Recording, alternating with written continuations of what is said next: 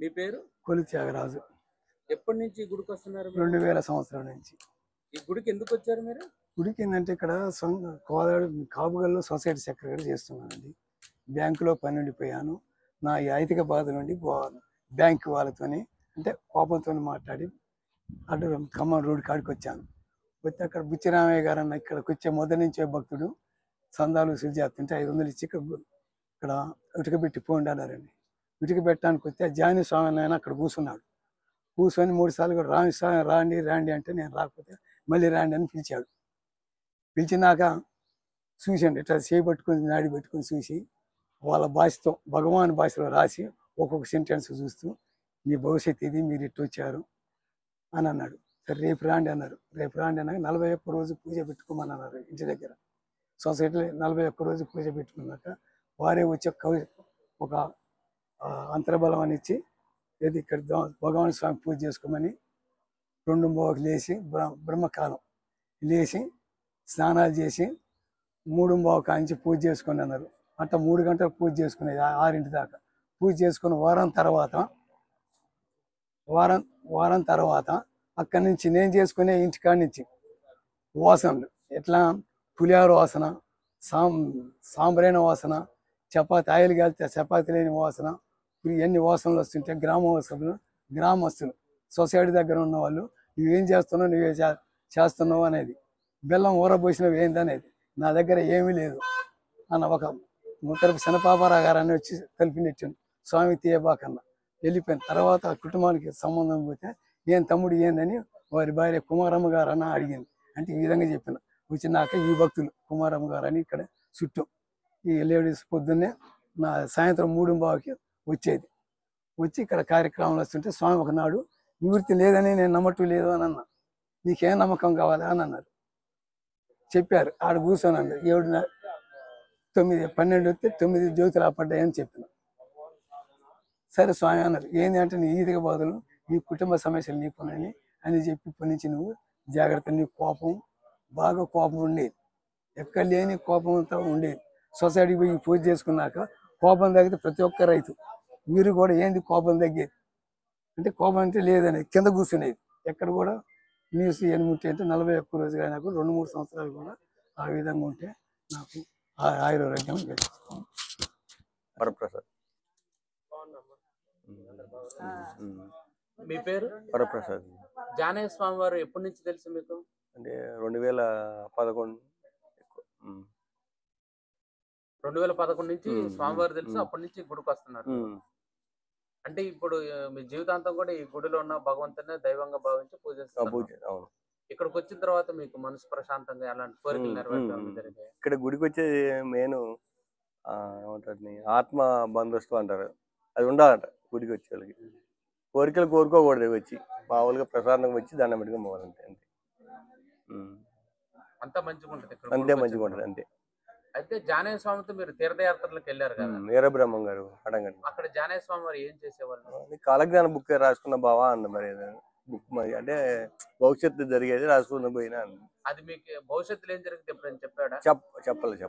మీరు ఎప్పుడు అడగలేదు. మామూలుగా చెప్పిండు మంచిగా ఉంటది బుక్ అంటే. ఒకటి చెప్పిండు స్వామి, నేను బ్రహ్మంగారు ఏమంటారు అన్ని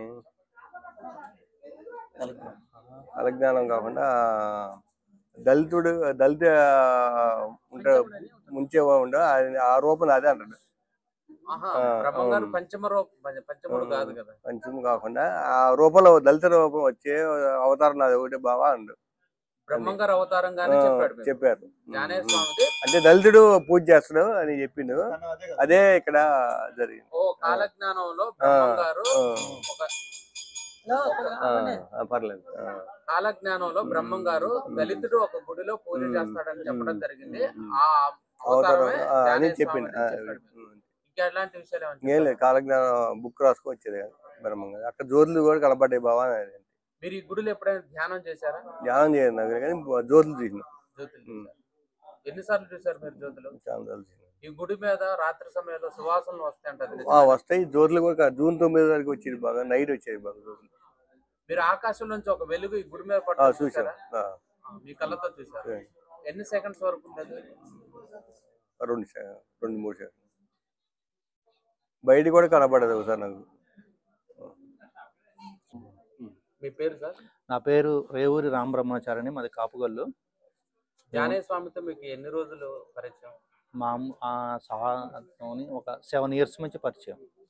వాళ్ళ తర్వాత ఆయన బాడీ వికెట్ చేసిన తర్వాత వాళ్ళ బాబుతో పరిచయం నాకు. మామూలుగా వస్తుంటాడు బాబు, మీరు రాండి సార్ మా ఇట్లా కార్యక్రమాలు ఉన్నప్పుడు వస్తుంటాము. కాసేపు ఇక్కడ మెయిన్ ఏంటంటే సార్, ఇక్కడ బాగా అబ్జర్వ్ చేయాల్సింది ఏంటంటే ఇక్కడ ఎనర్జీ బాగుంది. వాస్తవంగా మా గురువు గారు కూడా ఏం చెప్పారంటే, పైన ఆకాశంలోంచి ఏదైతే ఎనర్జీ రిలీజ్ అయ్యి ఇక్కడ గుట్ట మీద ఒక బంగారు బంతి టైప్లో పడ్డది.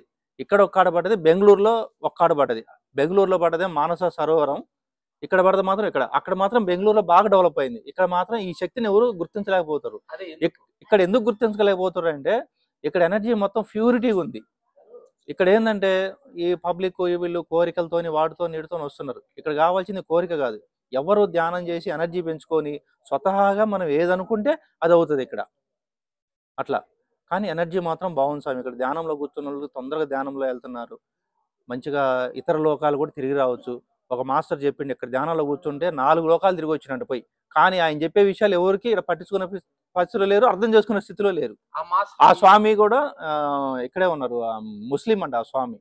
ఆ స్వామి ఇక్కడే ఉన్నారు, పేరు ముస్లిం స్వామి. పిఎంసి మాస్టర్ నాకు తెలుసు.